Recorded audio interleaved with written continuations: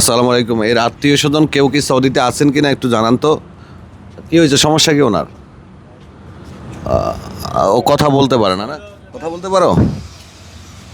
কয়দিন ধরে দাম্মাম নেপালি গার্ডেনে নাকি খুব অসুস্থ অবস্থায় পড়ে আছে, তো আজকে ওনারা কয়েকজনে নিয়ে আসছে। আমি একটু পড়ে না একটু দাঁড়াও।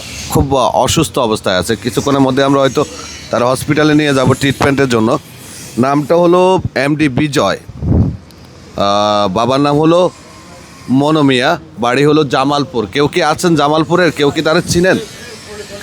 এই দাঁড়াও দাঁড়াও দাঁড়াও দাঁড়াও। খুবই অসুস্থ অবস্থাতে আছে, আমরা এখন ওনাকে ট্রিটমেন্টের জন্য পাঠাচ্ছি, কিন্তু ওর কাছে পাসপোর্ট আছে, একটা মোবাইল আছে, তো জরুরি ডকুমেন্টস সবই আছে।